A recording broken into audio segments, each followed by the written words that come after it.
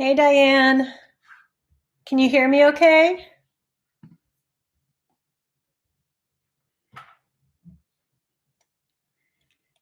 I know I'm on an hour earlier than I originally planned.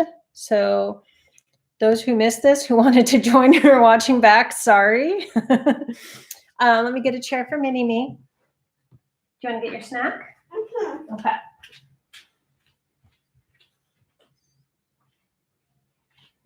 Okay, you have to step out.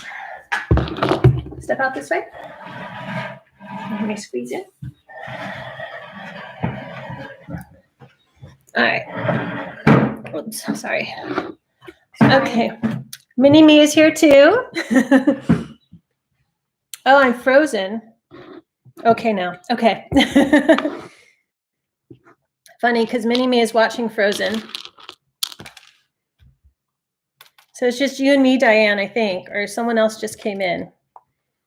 I hope people aren't upset. I came on an hour early, but I was trying to decide when we'd be done playing outside, and it was earlier. So I thought we'd hop on because she wanted to watch Frozen, and that's a good time to hop on the lives when she's busy watching something. Hi, Jessie Miller, Unboxings and More. How are you today? So I'm on an hour early if you missed that. So we'll just wait for some people to come in. But how's everyone doing today? Good. I thought I'd talk about power. I'm good, Jessie. Thank you.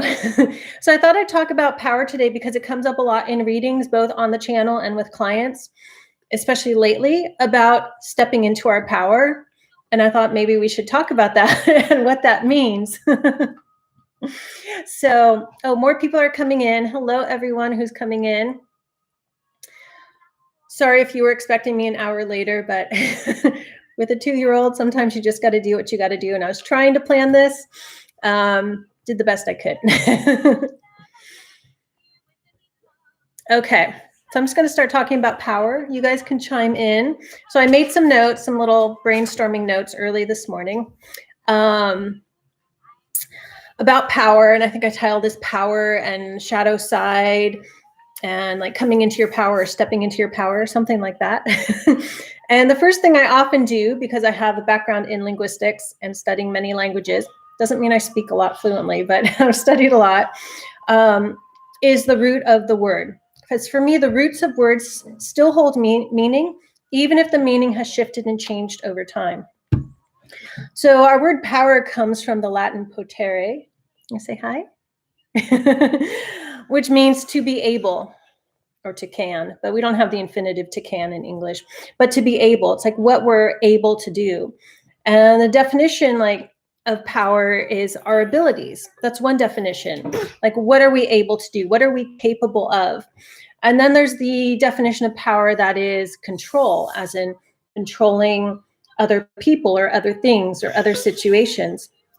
And then there's also the definition of power as like having the power to do something, like the energy or the strength, whether that's physical strength, like the power to lift heavy weights, or the power or the strength to endure something emotional, things like that. Hi, Lady Night, Maria.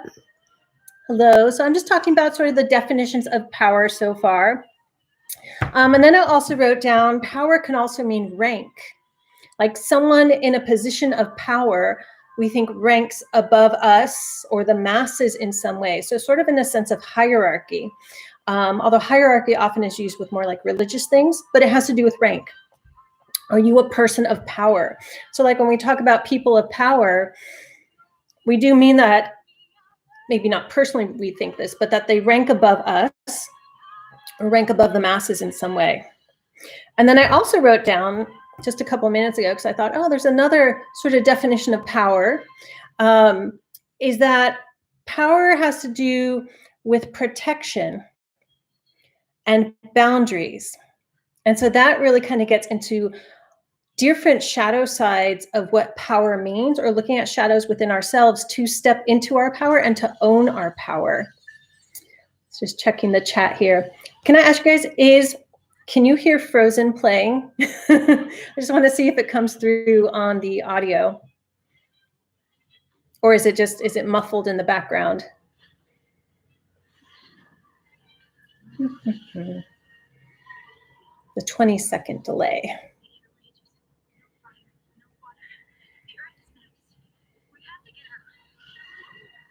Okay. I'm going to turn it down a little bit anyway. Can we do that? Okay. Okay, I think chat was delayed for a second because all of a sudden it like burst. You heard some tunes, but nothing distinct. You can hear it a little, but not bother. Okay, I just want to make sure it's not like distracting, like you hear the music and takes you somewhere. So those are kind of like what I wrote down as definitions of power. And so what does that mean? Like in a reading, whether again, it's like a general one on YouTube or I'm giving one or I'm receiving one, or you get a reading from someone and they say, you need to step into your power. And often that comes up when I pull the Emperor card, but it can in other ways. And I believe it came up in the Saturn in Aquarius video for the sign of Aquarius. So I think that one, I think it was that one that was about shedding your skin and owning your new skin, something like that. So what does it mean? It depends on the person. This is just stuff I've been thinking about and I thought I would talk about here. What does it mean to step into your power?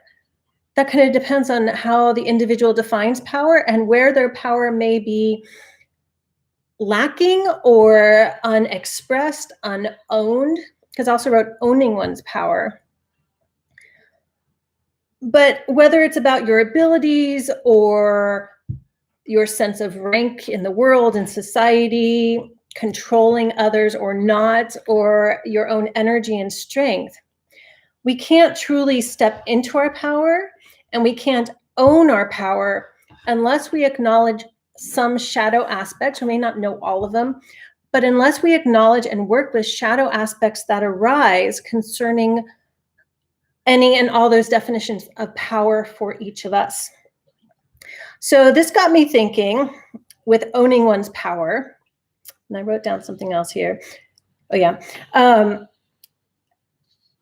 The whole concept of can't curse, can't heal, which is a very powerful saying, powerful, right, in itself. Can't curse, can't heal. That's about owning one's power. So one thing I wrote down here is awareness of one's power is important, both the light and shadow, in order to step into that power and to own the power, whatever that may be. And awareness of one's power, so I'm just reading my little notes from early this morning. I wrote awareness of one's power with compassion and seeing the impact or consequences is when one has a healthy sense of power. But that also can't come without understanding of the shadow or the dark side of power within the individual. And again, that brings me back to can't curse, can't heal. Maybe I'll rename this video that because it's kind of really what it's coming down to. When you're aware of your power, so I've seen this as a healer. I know what I've done, whether it's been structural integration massage therapy, myofascial work, energy work, or distance Reiki and shamanic healing work. I'm aware that I have an effect on people's health and well-being, hopefully in a positive way. But being aware of the power, the energy I exert that has an effect, in a sense, some sense of control when I'm doing healing work, what I'm capable of, my abilities, but also my boundaries, because I added that into the definitions of power, understanding the boundaries, and understanding that as a healer, I'm in a higher position of rank as opposed to the healee. That doesn't mean I'm in that position all the time, but like when you go to a doctor, you look up to them, like we have the language, we look up to them, and usually, maybe not always, we respect their opinion. We want them to tell us what's going on and what we need to do. So there's not, when it comes to like a client or a patient and a healer, and this plays out in other areas of life, right? Position, the healer has a higher rank. So being aware of all those things, and then being aware of let's say what damage I could do if I overstepped the boundaries of all of that. Not that I ever have, but just being aware of, I could do harm here. I could hurt this person. I could do some horrible shamanic thing. I could not extract something. I could put something in a sense, cursing. I could curse instead of heal. And being aware that I could do that, were I to go to the dark side, or, it wouldn't happen. It really wouldn't. But knowing I could do that, one sec, makes me a better healer, because I'm aware of the power I have in certain situations, in certain, as a healer in different areas of my life. I have power over my child. She sometimes has power over everyone else. It allows me to own my power with that greater awareness. And because I have a heart, I look with compassion. I acknowledge more that I can do to help others. So for the most part, it's like, yeah, you can't curse, you can't heal. And it's not about going out and cursing people. It's not that anyone has ever cursed anyone, that they need that to be a healer. It's about understanding, acknowledging, and owning one's power, and being aware of both the light and dark. And it's checking in with that, being aware of that helps one to have more power. Basically, it's acknowledging what you're capable of, where your boundaries are, where your rank is in certain different types of relationships in life. And the control, are you controlling yourself, or are you trying to control others? Okay, let's check into the chat. I feel like I'm lecturing here. Let it go is about power. It is. Oh, that's so perfect. Yeah. What a great talk. I advise people to do that all the time. I mentioned that the card saves time to heal and take back your power. Yeah. And I think a lot of people are like, yeah. And then they go off and like, I don't know what that means. Right. And I think it's easy to think, okay, I got to exert myself onto something, sort of that forceful, controlling sense of power. It doesn't have to have any bad intent, right? But that's letting things control you. That's even letting shadow control our behaviors. Hi, Monica. Yes, as a reader too, people are looking for us for guidance. Important to remember that. Yeah. So yeah, as a reader, as tarot readers, as astrologers, anything else anyone does in any position of your occupation, your work, customers or clients or patients or whatever it is come to you, you have to acknowledge your position of power, your rank, your boundaries, their boundaries, what you're able to do, what you're not able to do. Are you trying to control the situation to give a certain impression, or are you controlling yourself and presenting whatever it is you do openly and honestly? Bless you. She sneezed. Hermit and High Priestess, hello. I don't know if I've seen you before. Wow, just watched Indigo Moon Woman's video on your... Oh, thank you. Thank you so much. Nice to meet you. Oh, Diane. So if you guys don't know, Diane, Indigo Moon Woman, just posted a video this morning of the handmade deck I made for her. The first 12 one I completed, that wasn't like for me in practice making them and stuff. So it's a bit surreal that she actually has it. I just mailed it 2 days ago. Monica, you've had someone tell you should not do any energy work without expert supervision and not heal yourself, as it can lead to harm. But the thing is, many people who need can't afford a session. That's true. And so if you're like, I think you're talking about doing healing work on yourself. I mean, there's not so much a power dynamic there. Are you talking about doing healing for other people as well? And Hermit, I bet, my goodness. Oh, thank you. What do you think? If that is, how is the spiritual word different from material? Okay, wait. I need to reread this. Monica, can you clarify? And Hermit Hyper, I'm a nursing student, and this is actually taught in our course, to respect and understand. Yeah, I think in most medical fields it's taught. Doesn't mean that the individual puts it in the practice out in the world, right? But I know from massage therapy school and, all the continuing ed I did for actual in-person healing work, including Reiki, it's like you respect the boundaries. You don't invade. You don't take control. You do what you're allowed to and asked to, in a sense, by the client.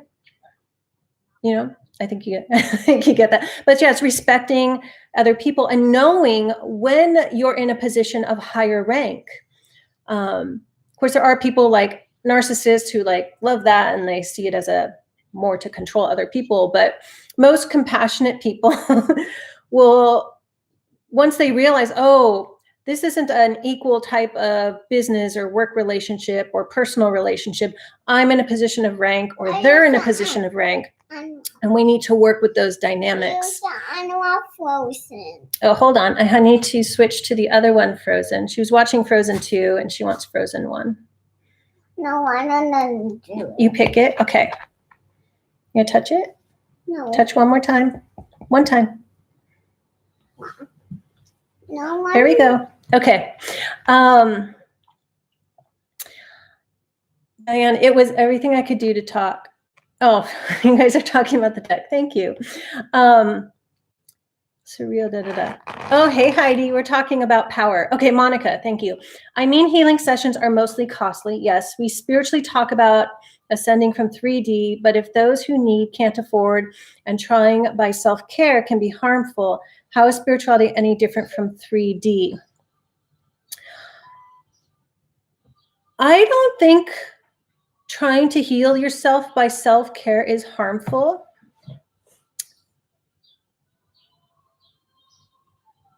So, sorry, Mini-Me is doing something. I don't consider that harmful as long as you're, self-care, doing energy work on yourself and channeling light in, that's not harmful. How is spirituality any different from 3D? It depends on who's talking about it.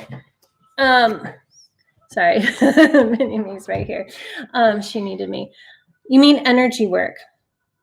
I don't think doing energy work on yourself, for yourself, or exchanging with a friend is harmful. As long as there's no malintent, as long as you're practicing something you've studied or trained in. You don't technically need to for just channeling and healing light for each other, general Reiki. And there are, at least in the US, probably not right now because everything's shut down mostly still, there's often Reiki circles that are free where you can go and learn and practice on people and work on healing each other. So there are ways to receive and also give energy healing that is free. And if there's not one in your area, you could actually start a Reiki circle. And that's usually what they're called, Reiki circles, where it's free or it's very minimal fee to help them pay for the space they're renting. And you go and you talk about energy healing and you do exchange work on each other. And so that's a way that's very affordable for most people. Diane says, I'm a Reiki master teacher, and so I do energy work on myself as a daily practice. Yeah, and doing energy work on yourself, I don't see that as harmful in any way. So go ahead, do it. You respect your own self, right?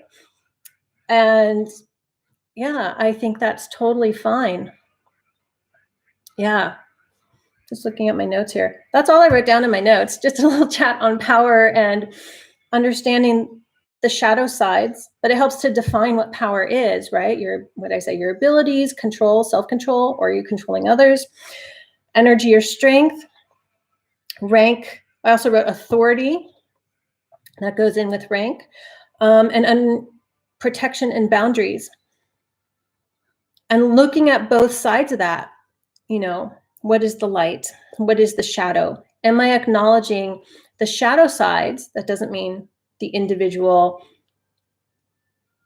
exhibits that, but knowing that they're there. Like if it's, let's say there's an energy worker, a Reiki practitioner, or let's go further, a shaman, a shamanic healer who ignores the shadow side, stuffs it away, doesn't acknowledge, so suppresses it.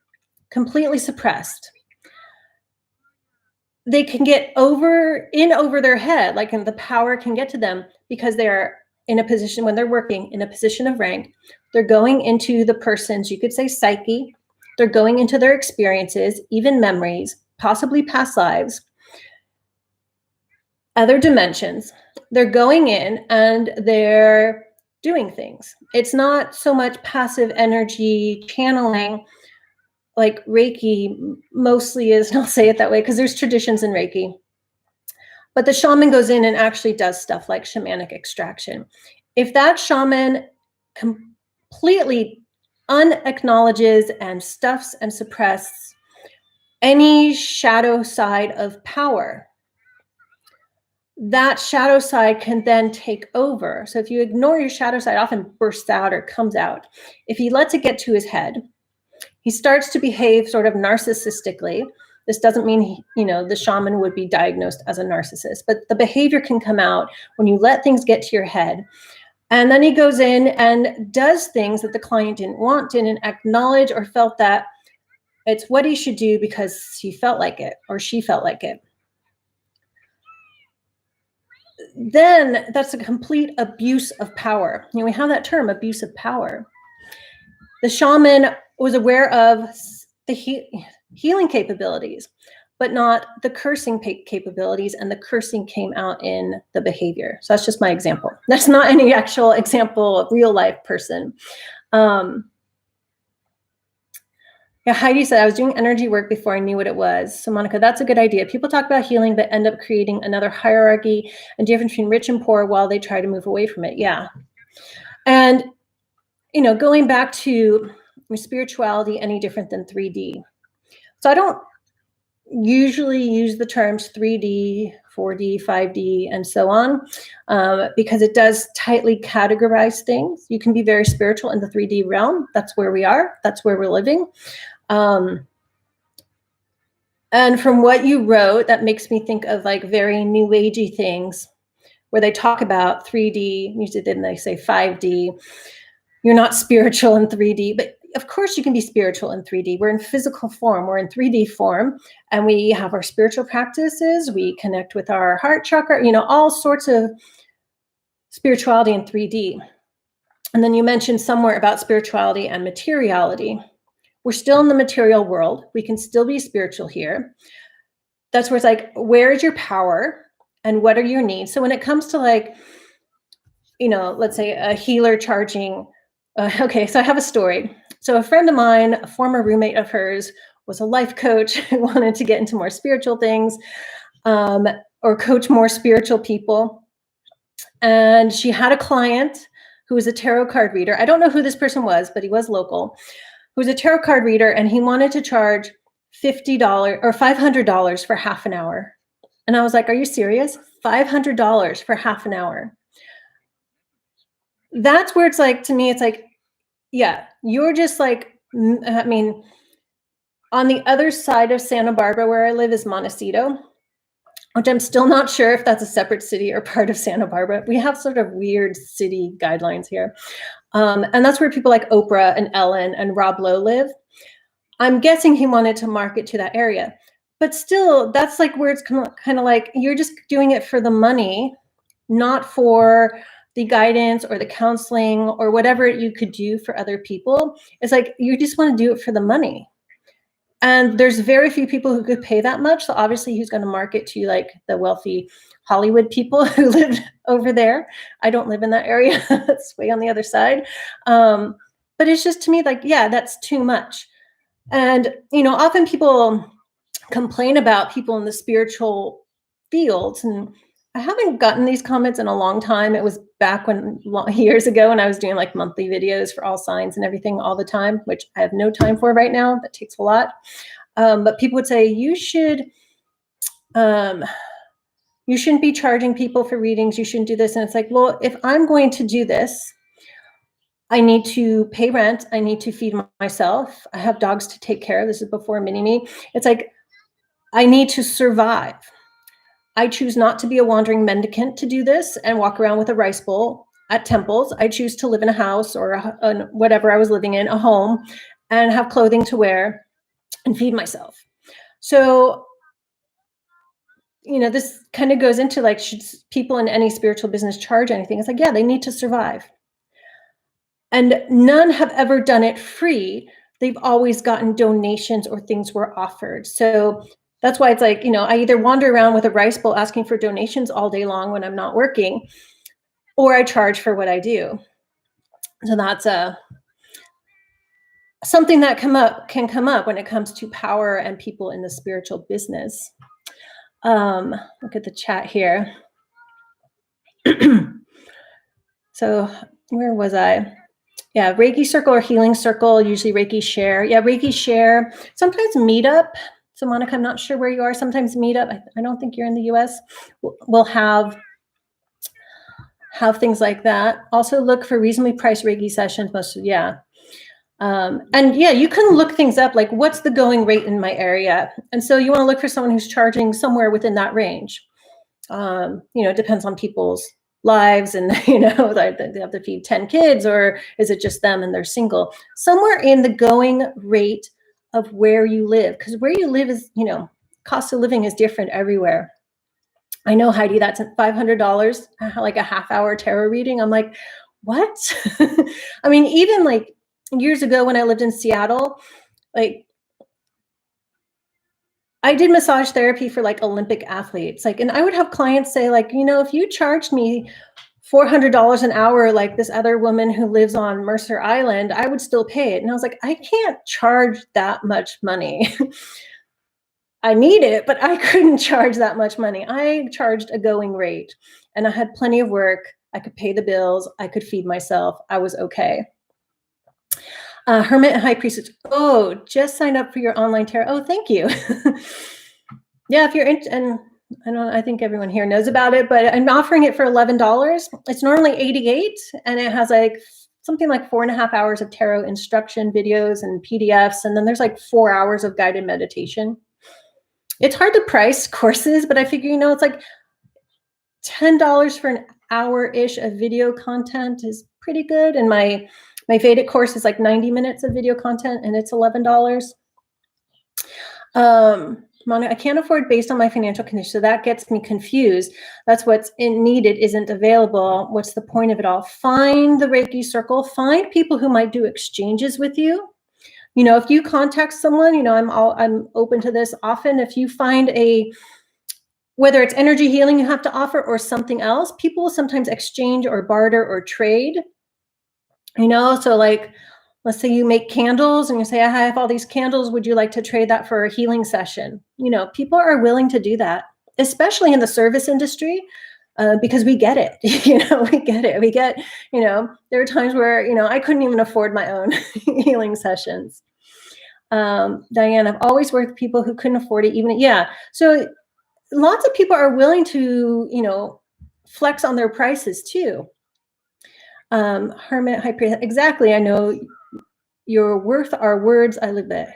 Your worth are words I live by. Thank you. Lady and I, $500, I would expect a prediction of the lot. I know. It's like, yeah, it's like, what are you getting with that tarot reading? You're humble, and that is one thing. Oh, thank you. Well, my grandmother used to always say I was so modest. Diane, yes, exactly. I was taught to price by the going rate of massage Amera. Yeah. And so lots of you guys watching this, I think, are readers or healers in some way. And so if you're starting a business, or you're watching this back and you're looking to start a spiritual business, look at the going rates in your area. If you're brand new, I mean, this is pretty typical. You charge a little bit less, and then, you add on to that a year or so later as you build your clientele, or you do discounts or whatever. And yeah, I've always been willing to, if someone really wants a reading from me, I mean, that's why I put a lot of free stuff out on YouTube, is like for people who can't get readings, like the weekly, they can like work with that energy, the moon videos. That's my here's the free stuff. Here's, what I can offer you if you can't afford a reading. But if you really, really, really want a reading from me, just me, and my prices are too much, and they're actually low for where I live. Lots of people charge twice as much as I do. email me, ask me, let me know. Monica, I'm a student, so there's not much I have, but I've been looking up online and learning on my own. Yeah. And don't be afraid to ask, you find someone and see if they'll do a trade, something like that. Or if there's another student who's interested, and you learn together, and then you work on each other. I mean, if you're learning, you need someone to practice on, and if they're learning, they need someone to practice on too. So you can work on each other as you learn. That's really helpful in the learning process because you can give each other feedback. Heidi, Wandering Wild Woman, I've done lots of trades.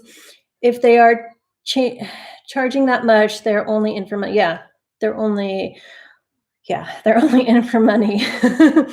Diana, I often do trade barter for healing and readings. Yeah.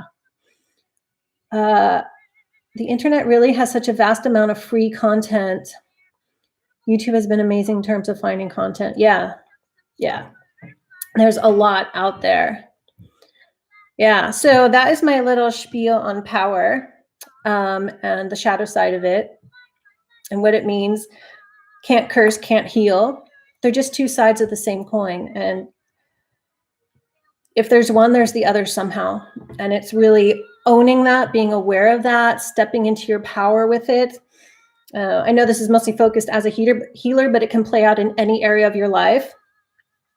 And this video, this live was sort of a stepping stone, because I know I asked in my community tab before the shutdown about doing a live on shadow work, or not shadow work, the spiritual narcissist. Which I'm still planning on doing. It's just one I don't want to do when I'm with Mini-Me, because I want to be able to focus better, because there's a lot of people who've had bad experiences with spiritual narcissists and covert narcissists, including myself. So I'm just waiting to find that time to do it. Hi, Pamela. My specials. Thank you. Well, yeah, so anyone watching this now or later, I do offer specials. Most equinoxes and solstices, and then sometimes at the cross quarter points. I didn't do a Beltane one or a Beltane one. Just too busy right now. But specials are often at a third to half off price of what I would normally charge. Occasionally specials are me practicing something that I then will offer as a regular reading. Sometimes they're just something totally different. So that's another way, like I offer discounts. And just with Mini-Me, I just don't have the time to say, oh, all my tarot readings are half off, because I just don't have the time to. The flood that comes when I do specials, it's too much to handle. Someday though, when she's in school, I could do something more like that. Heidi, spirituality isn't for sale. It comes from within. That's true. Yeah. And you could see that as the bonus that comes, let's say, with readings and things like that, because people could read tarot and not be spiritual at all, or religious, or any of that, and they're just really interested in reading the cards. But it's that more emotional connection and spiritual connection that comes with, she's scratching, sorry, that comes with a reading or a healing session. It's that's hard to describe. It's the connection. That's the only way I can think of saying that. Monica, that's great. I'll look online. You're from India, and it's more religion-based and spirituality. Also, $1 is like 80 to 100, is it rupees? At this time, but I will look up on the internet and find someone in position like me. Yeah, and you may know, you may have a student friend who might be interested, and you start learning together, even if, he or she is new and you've been studying, say, energy healing for a while. You can find, and I wouldn't be surprised if eventually you have your own little group. I could see that happening. Oh, thanks, Monica. Hermit and High Priestess. So nice to connect with you here. Oh, thank you. Okay, you guys are talking. Okay, so that is my little talk on power. How are we on time? 35 minutes. Anyone want a little reading? Because I haven't been on live in a few weeks, just too busy. Anyone want a little reading on something? A little reading on shadow? So I pulled out my deck, The Fine Lines, because it's a great shadow work deck. And then I pulled out the Button Soup Tarot because I'm using that for my dailies right now. I usually mix that up every few to several days. Heidi says, even Reiki can't be taught unless the person is already open. That's true. That's true.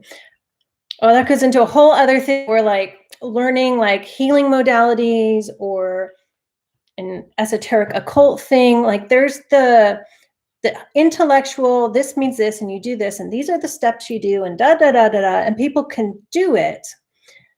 But I guess that's kind of where like the spiritual side or even like the emotional side needs to come in to make it a complete package. Maybe that's what I was looking for earlier. Yeah, so the whole person, body, mind, soul, needs to want to really learn it. Okay. Okay, Hermit and High Priestess. A general reading would be much appreciated. Okay, so we'll just do one card. General reading. Guidance for Hermit and High Priestess. Are you two people or just a Hermit who's a High Priestess? Just curious. Hermit and High Priestess. General reading. I'll do one from each deck. How's that? Okay. So that's funny because this is the card I pulled for tomorrow's daily, which I'll post later on. You get the Ace of Swords. So there's a new idea. There's inspiration. There's something you have in your hands. I love this card. There's an idea you're holding in your hands, maybe sparked by this video because it's very present, right? There's an idea you're holding in your hands that I like how she's touching it and it sort of lights up. That you have the power, talking about power, to put into action. It's striking a chord within you, this idea or this inspiration. And this is saying, put it into action. You hold that sword already. And then we'll do a Fine Lines card. See what shadow stuff comes up for you. Okay, Hermit and High Priestess. You get teaching versus telling. So I'm just going to leave that for you to work with and journal with. Is there something you want to teach others? And have you just been telling people about it? Or is there something you've just been talking about that you would like to teach? And maybe that has to do with this idea, this inspiration you're holding in your hands. Okay. I'll leave that for you to work with. This is the shadow work. Teaching versus telling. Okay.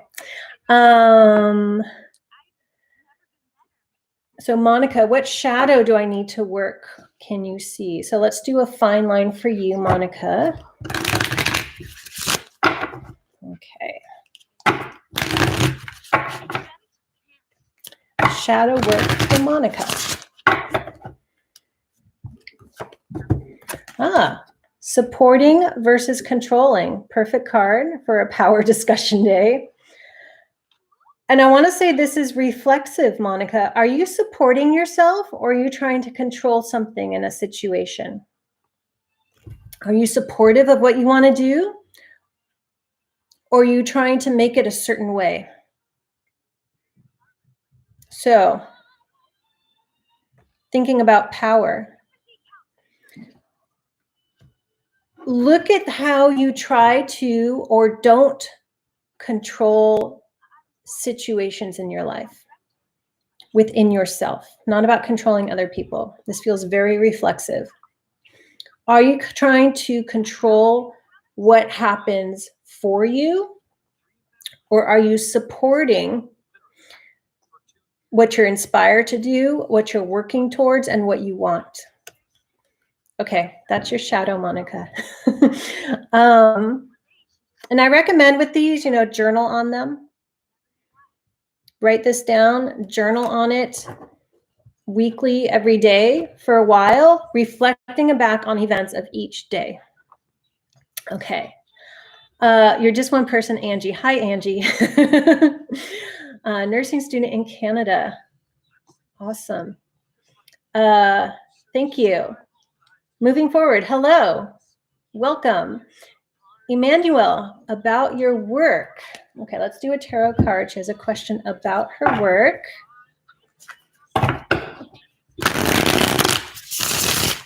General guidance about work for Emmanuel. Okay. You get the King of Swords. So this deck I'm using is a collab deck. So all the cards are different styles. King of Swords. Now I'm noticing that this is a Russian stamp in the background. Do you want to travel or go to another country or work with people from another country? That's what I'm getting there. And the King of Swords is, you know, he's the swordsy king. He's lots of ideas and thoughts and thinks about things. And, you know, swords is also about communication. So it's like communicating with people overseas, working with people overseas, or moving and traveling for work. Or incorporating that in, whatever it is you do in some way. Monica, okay, catching up. I'm like, where was I? Moving forward, I'm in a huge stagnation. What can I do to move out of it? You're welcome, Monica. Okay, moving forward. Let's do a fine line for moving forward. That's a shadow question. I'm in a huge stagnation. What can I do to move out of it? Often because it's hard to pinpoint the part of us. I want some more reasons. External life. I want some more reasons. One sec. I have to get some more raisins. Okay, excuse me, sweetie.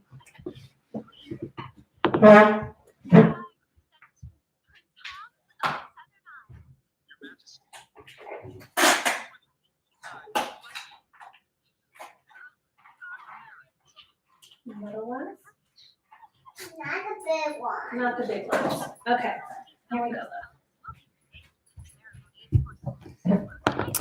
Okay. Back to moving. Our time might be up soon. She's getting restless. So moving forward, I'm in a huge stagnation. So I was saying, you know, external life can be stagnating things, of course, but often we all have things within us that cause us to stagnate or procrastinate. What can you do to move out of it? Okay. So that's so funny. You get supporting versus controlling. Same card, similar feel. Are you supporting what you want to do? Are you supportive of the movements you want to make in your life, of the things you want to change, of where you want to go? And I want to say, ask yourself, is that really what you want, or is that what other people want from you? Is that something you've imprinted deep in your subconscious, that is what you should do and those are the things you should want? From other people, from society. And so what is it you really want to move forward on in your life? Career, relationship, any area. So ask yourself, do you truly support what you think you should be moving forward on? Yeah. I feel like it's mostly about the supporting, actually. Do you support that? Or are you stuck outside of, you know, shutdowns and lockdowns? Are you stuck because it's not really what you want to do or how you want to do it? So it could be the right thing, but like the way about it is all wrong because it's not you. And is that why it's hard for you to move forward and get out of the stagnation? Things to think about. Journal on it every day. Okay, Hermit, High Priestess, Angie. With this whole time of quarantine, I've definitely had more time to reflect more on myself and what I want to create. Being in school can also consume me. So this break has actually been, oh, good. Lady Knight, what would be my best course of action with the most stubborn person at work who told me it's my way or I won't help you? Ooh, okay. How to deal with the stubborn person at work.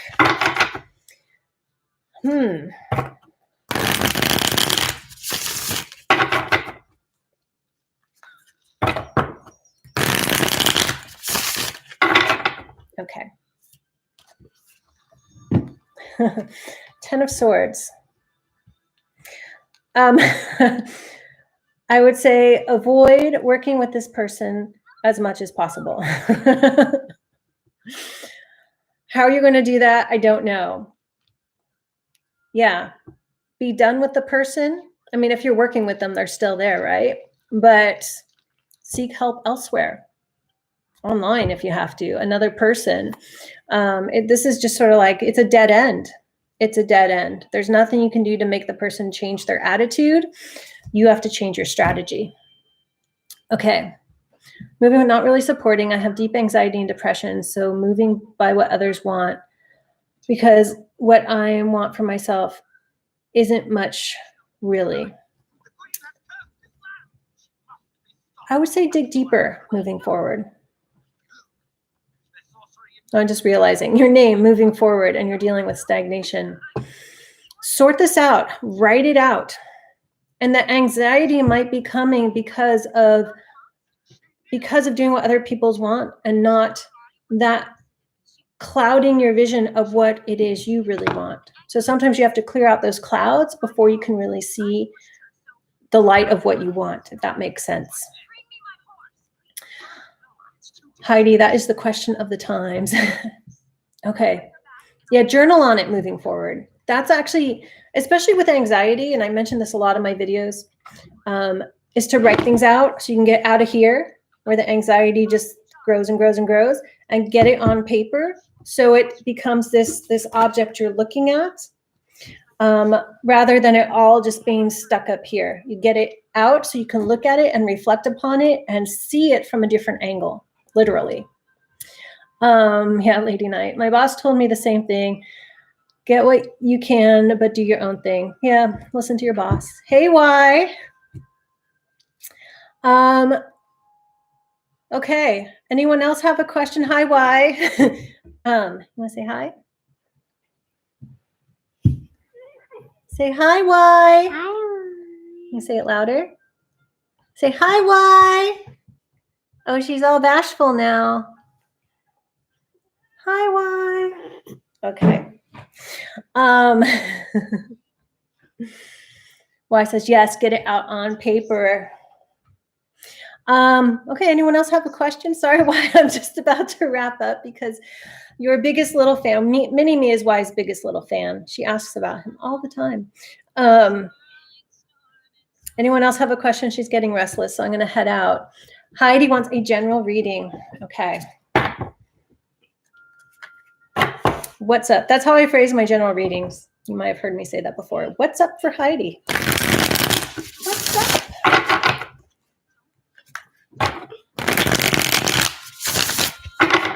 One more shuffle. All right. What's up for Heidi? Interesting. We get the Hanged Man. This is sort of a detailed Hanged Man. I'll see if I can let you scan it. There's a tree. Looks like it's flowering. There's stars in the background. A skinless man and anatomy man hanging upside down.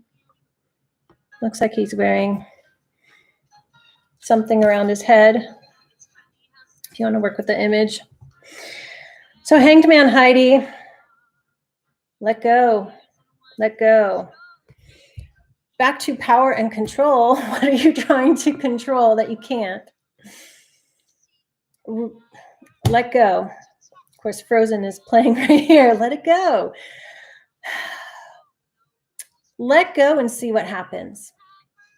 And I've experienced this a lot, and maybe you have too, where I'm just like, you know what?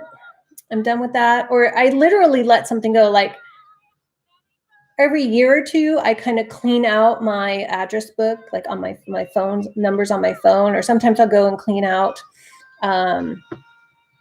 like old emails. And you know, you go back and you look at things, you're like, oh yeah, there was that. And then you're just like, okay, I'm just going to delete all those. I don't need that anymore. And as soon as I do that, that same day or the next, that person contacts me and I haven't heard from them in years. So it's that kind of thing. It may not be exactly that, But there's something you need to just sort of surrender to and just be like, you know what? I can't control the situation. I can't control the person, or I can't control what's happening, even if it's close to home. I'm just going to work with what is. And then it just might actually start working out and happen for you. That's what I'm getting there.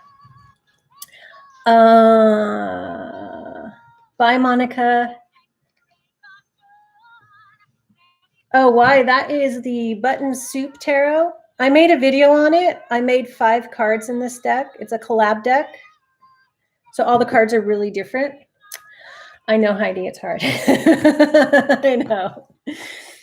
That's probably one of the hardest things to do. Try it for a day. Humor it. Humor surrendering and letting it go, and see how you feel about whatever the situation is, and see what happens.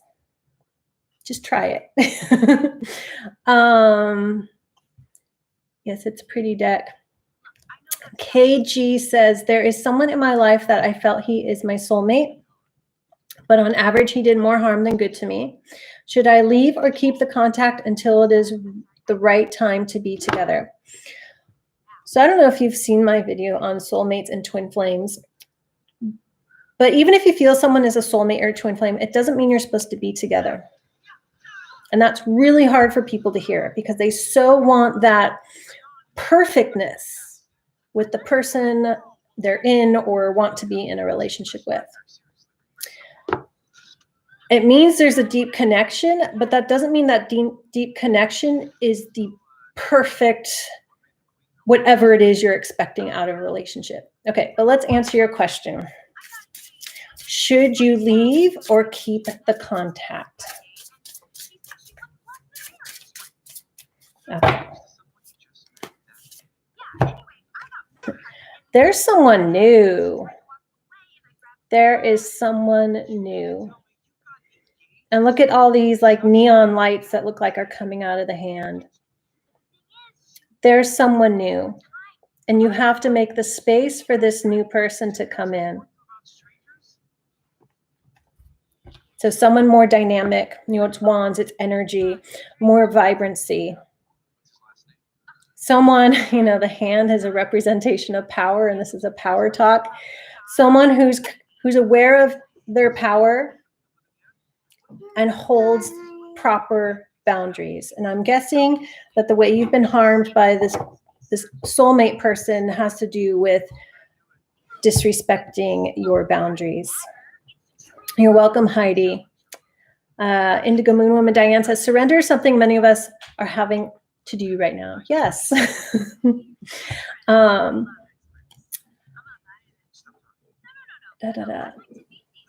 You sure want perfectness with him. Ouch. Yeah.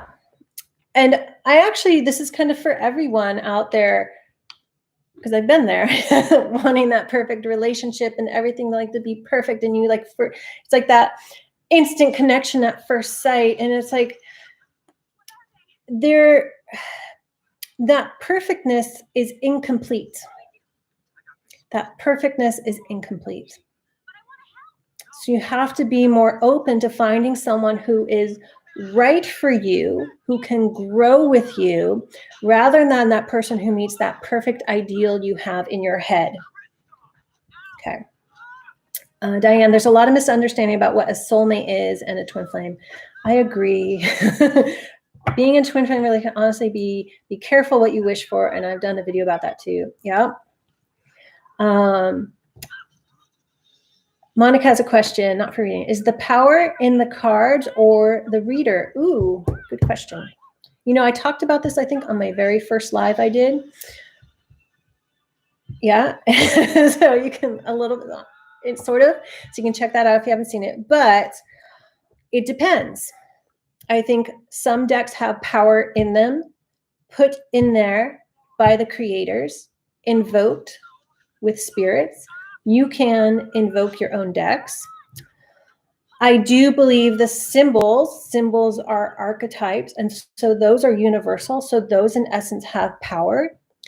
But the power can also be with the reader, and it depends on the reader. Is it someone who's just learned tarot very intellectually, then their power is in those textbook meanings? Or is it someone who becomes the cards, who sees to me, it becomes a play, it's a dance, and it all, more than one card, it all dances together, and the energies flow together. So it's both, and in many different ways. And I guess you could go on YouTube and search, those monthly readings, because there's a gazillion people who do them. Once in a while, I kind of scan to see what's there still, because I used to do those. And you can, if you have time, if you're home in lockdown still and you have lots to do, watch a whole bunch of readers for your sign and look at them and see, are they just reading rote textbook meanings? And sometimes that's just how the reading comes through. Are they reading the energy? Do their cards seem to have, the power? So it's different for everyone. That's a very complicated question.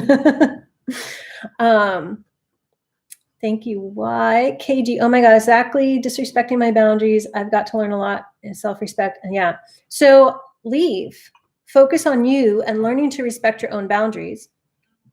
If he happens to be the person you are to be with in the future, he will come back. So trying to cling and hold on to them is only going to perpetuate the harm that has been caused. But I think there's someone better coming in with that ace. You're welcome. And Hermit High Priestess Angie, the reader brings the power to the cards. Yes.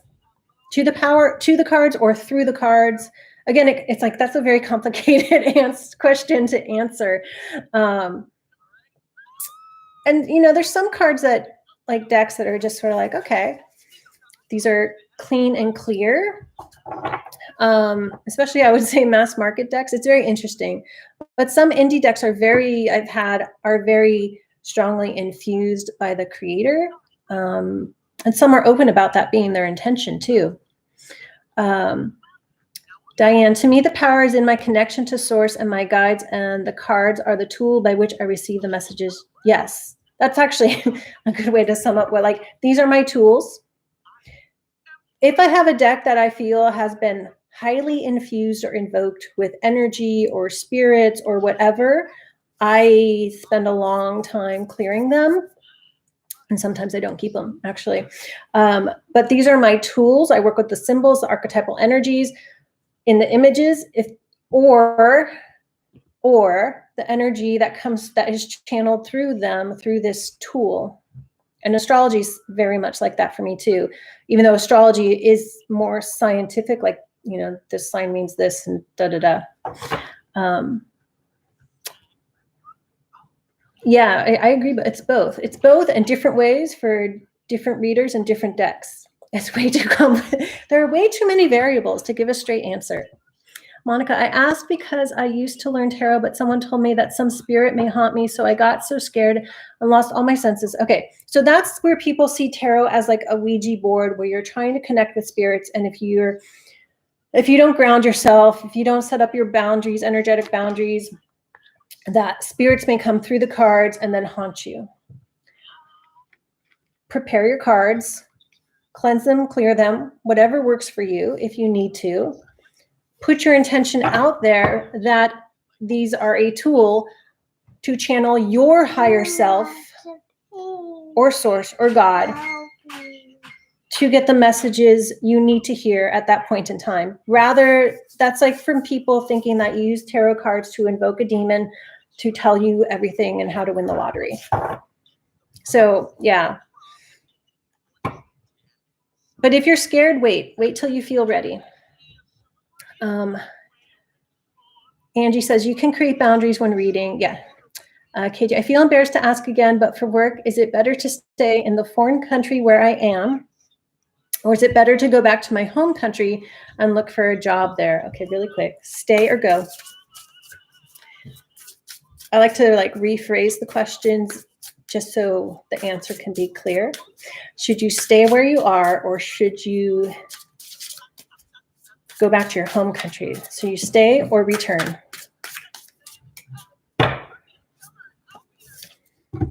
Knight of Pentacles, stay. This is the slowest moving Knight energy. Stay where you are. Stay where you are for now. Okay, it's 1 hour. Wrap up in a couple minutes. Cards are a tool, yes. Like a hammer, soft for your husband. Infuse them with your energy. But yeah, you can always clear out energy from cards too to make them your tool. Even if you bought one brand new and you're worried about it. One exception, the deck I just got was infused with lots of love and good energy. Yeah, well, see, and that's like talking about that makes me think of my medieval sigils deck because it is sigils, but I didn't create the sigils to channel any specific spirit. It's to channel the essence and the meaning of what the tarot card is, to tap into the individual's subconscious, to pull up what they need to know from within themselves. So it's like, it's my intention is that it's free and clear of anything from me or anything else, and that it is the person's, and those sigils connect to the whoever owns that deck in their own personal way. Oh, why? I made a handmade medieval sigils deck for Diane. She just posted a video, earlier. Yeah, she got that there. Okay. Hermit and High Priest. I still love that name. Because I was like, I'm a hermit and I'm a high priestess. What you're asking why? You have to go check it out. Okay, thank you. All right, so I'm going to wrap up my little power talk here. Just stuff I was thinking about, and again, it sort of was like a stepping stone as I was thinking about what I might talk about when I do my live on spiritual narcissist or the covert narcissist. I kind of want it to be an open discussion, but sometimes people don't talk so much in the chat. So I was just kind of thinking about, and I was like, well, a lot of it is about power and what is power. And then I was like, I talk about owning your power and stepping into your power so much. And what does that mean? What does that mean? All right, everyone, hit the like button if you've been here. Thank you. And Hermit and High Priestess, do you have a channel?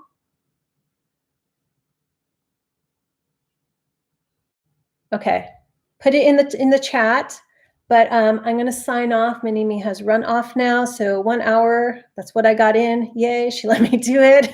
Some days I think I'll go live, and then I'm like, yeah, it's not going to work today. You do not yet. Well, let us know when you start up a channel. Okay, thank you, everyone. I will see you around. Hope everyone's doing well. Getting outside a little more, but not too much yet. All right. Thank you, Diane. Thank you, Y, my moderators. Thank you, everyone. I'll see you guys soon.